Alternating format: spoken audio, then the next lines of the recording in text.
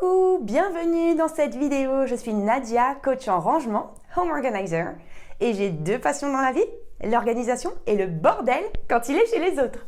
Dans cette vidéo, j'innove puisque pour la première fois, je fais une vidéo nature peinture avec zéro maquillage. Donc j'espère que ça te va et que le résultat est quand même assez sympa.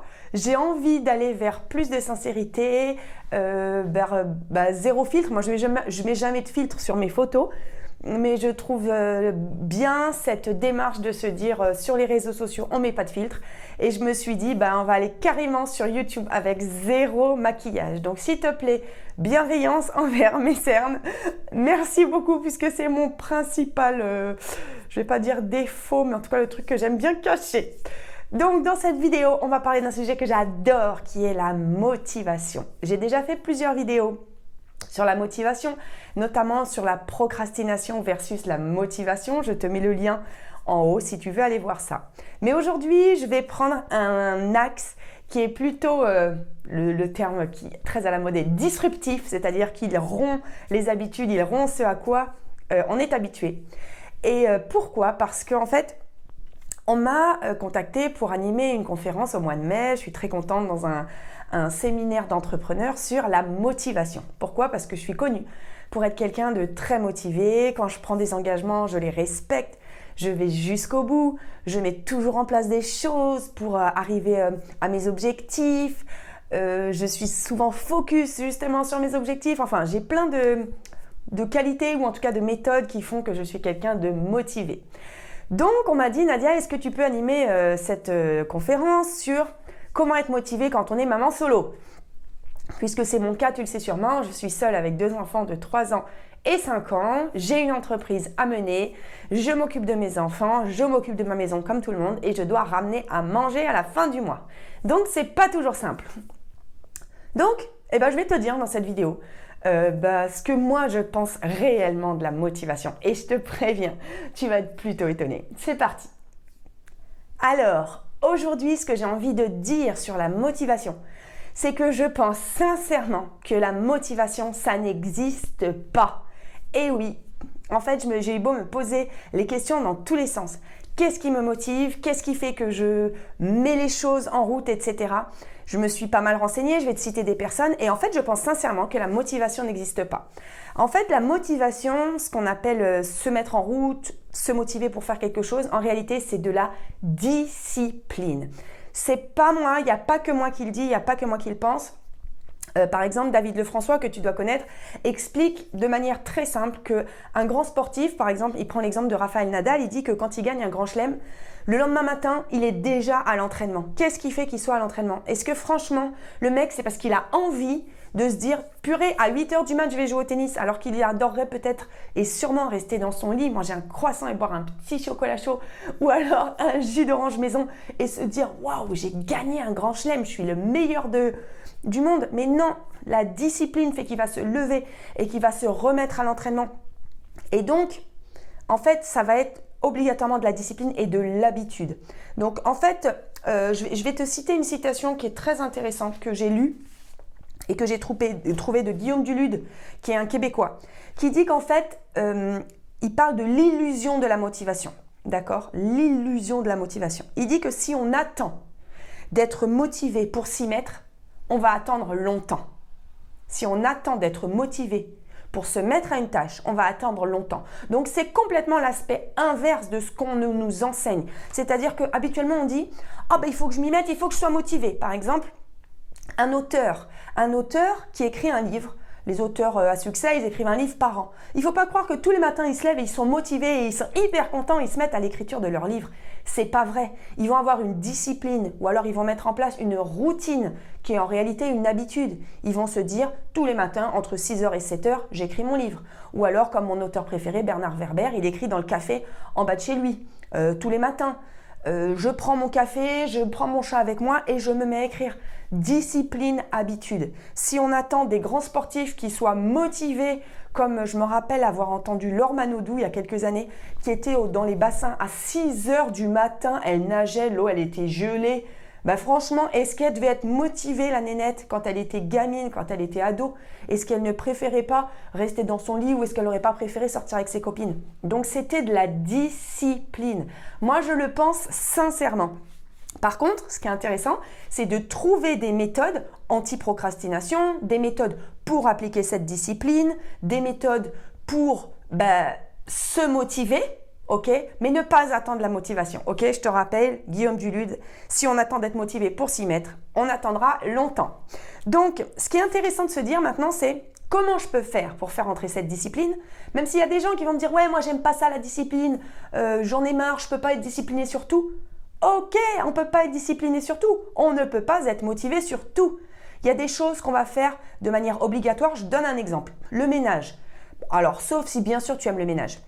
Mais si tu n'aimes pas le ménage, comment se motiver à faire du ménage? En fait, c'est de la discipline. Hein. On se dit, de toute façon, c'est sale chez moi. Le samedi, il faut que je lave, point. Et comme on se sent obligé, en fait, c'est une obligation envers soi-même. Mais on pourrait très bien vivre pendant 3 mois sans faire de ménage, que ce soit sale chez nous, de ne pas faire notre vaisselle. Il y en a qui vivent comme ça. Donc, c'est bien une histoire de discipline et d'engagement envers soi-même. Donc, comment faire justement? Quelles sont les méthodes qui pourraient, j'en ai déjà parlé dans d'autres vidéos, je te remets le lien encore, procrastination versus motivation. Il y a plusieurs méthodes, j'ai parlé de la méthode des petits pas, Kaizen, c'est-à-dire décomposer les choses, se mettre toujours en action. À partir du moment où on est toujours en action, c'est ça qui emmène une action, mène une autre action, mène une autre action.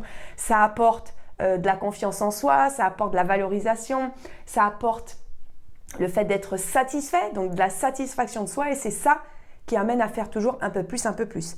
Ensuite, il y a une autre méthode de discipline que j'aime beaucoup, c'est l'engagement. À partir du moment où on s'est engagé envers les autres, à partir du moment où on s'est engagé envers soi, très simple, dimanche, tu reçois des copains à dîner, à manger, on va dire, à déjeuner. Tu sais qu'il va falloir que tu ranges ta maison. Motivation ou obligation ou discipline? Voilà. Donc, tu sais que le samedi, tu es obligé. Tu t'es obligé à ranger ta maison et ça, c'est une discipline obligatoire. Et sinon, ce qui est intéressant aussi, c'est peut-être d'avoir du soutien dans cette discipline ou de créer un binôme pour faire quelque chose. Par exemple, si tu as un projet de monter une entreprise, c'est très intéressant d'avoir un binôme ou une amie avec qui tu peux parler de ce projet et tu peux t'engager sur des dates, sur des échéances, sur des choses à faire. Donc, le but pour moi, quand on veut mener à bien un projet, pour trouver de la motivation, c'est comment puis-je faire entrer de la discipline dans ma vie? Quelles sont les méthodes qui vont m'aider pour être plus discipliné?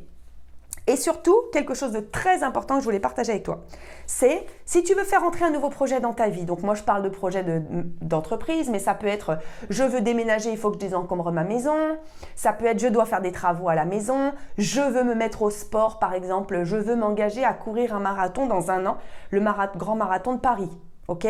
Ce qui est important de se dire c'est quelle discipline je vais faire entrer dans ma vie pour mener à bien cet objectif, ok?